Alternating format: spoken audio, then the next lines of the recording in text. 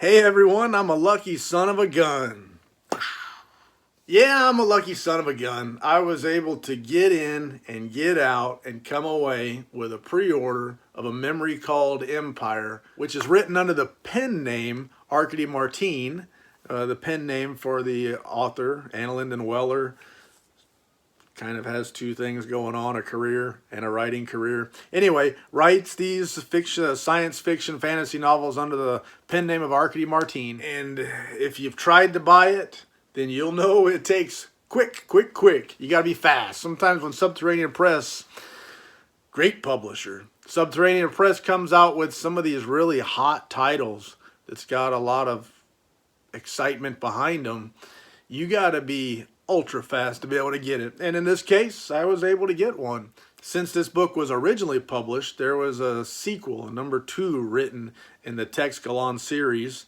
And I think I read that the author has confirmed there will be a third one. So maybe a bigger series, I don't know. But I think I read online there will be a third. So there's actually so far 2 books in the series, and a third one seems like it's coming. But with that being said, enough ado. Without any further ado, let's open this mug up and take a look and see what we got. This is an exciting book for a lot of us, and I'm glad to see it. Let's see what she looks like. So one of the things that I love about Subterranean Press as I'm opening this box, I want to know what people in the warehouse are saying, and I got a feeling that Subterranean Press is going to let me know. So when I open this one up, I have a date. It's The Date from Hell by Gwenda Bond. Let's take a look and see. Readable works of art. Who packaged my book?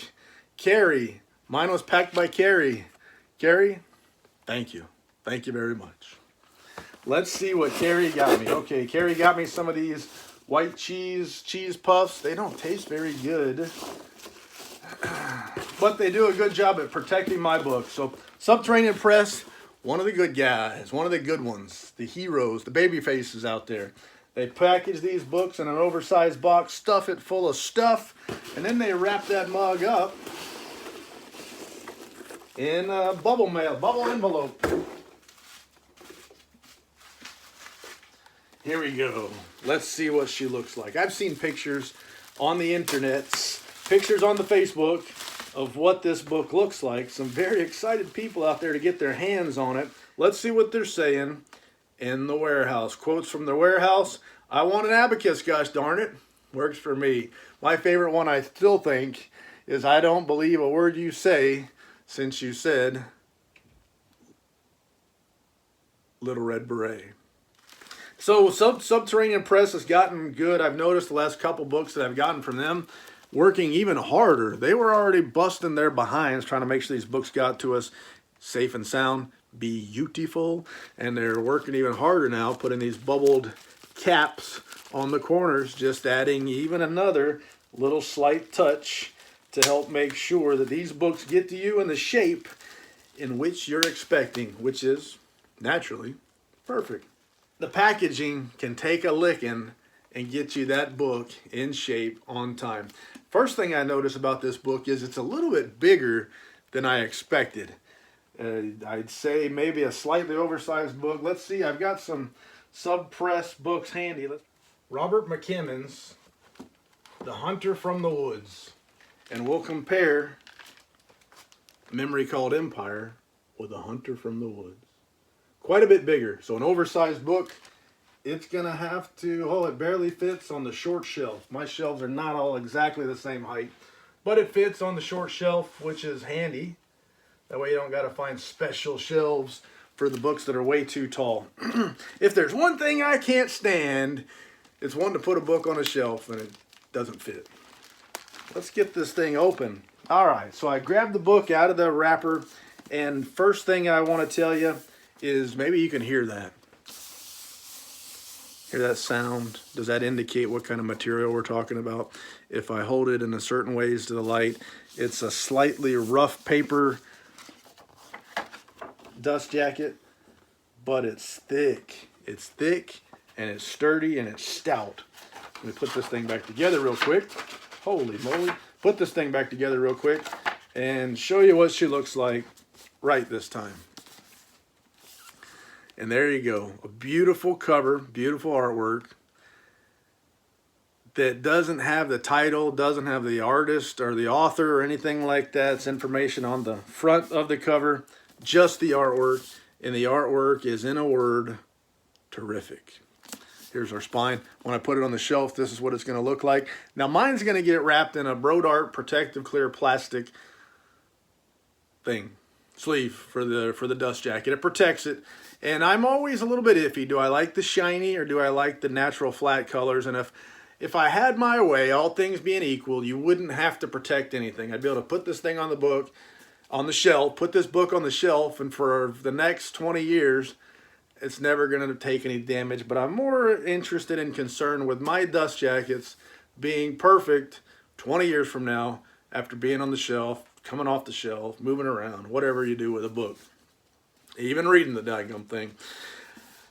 So I use them, and there's wins and losses and ups and downs. Here's the back of it. I didn't show you the back of the dust jacket. Very, very simple, but I didn't want to leave it out. Let's take this dust jacket off. Signed, limited edition, $175. So I guess that's what I paid for it. I don't remember. It's been a little while.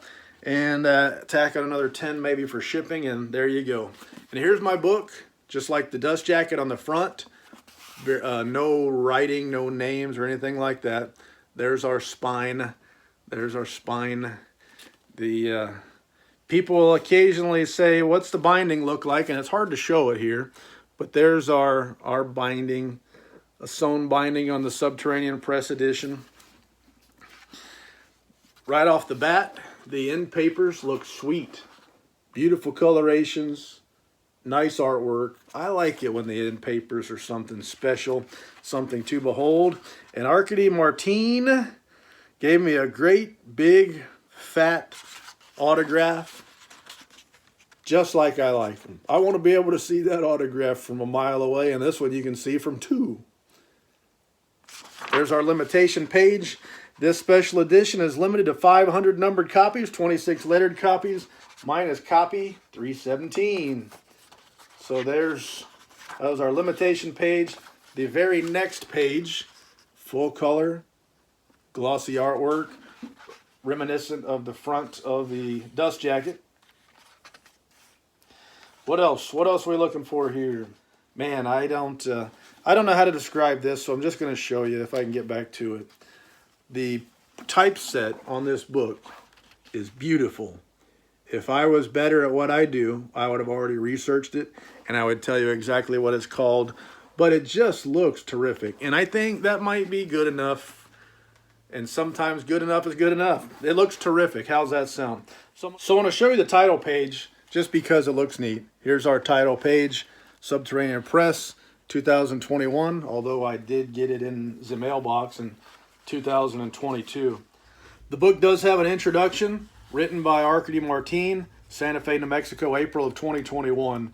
And I wanted to show you the quote here at the beginning. This book is dedicated to anyone who's ever fallen in love with a culture that was devouring their own. You have a glossary of persons, places, and objects. And like many science fiction books, it's a bunch. There's a whole bunch of stuff you might want to keep track of. So it's handy when they put that kind of stuff in. And finally, the acknowledgements in the back. So a beautiful book, beautiful typeset, thick, heavy, strong binding like you'd expect from Subterranean Press. And so with that being said, I can't think of any more lies to tell. There's the book, A Memory Called Empire. I hope if you wanted one, you got a chance to get one. And if you didn't, well, I hope you can get one at a good price. Anyway, c'est la vie, baby.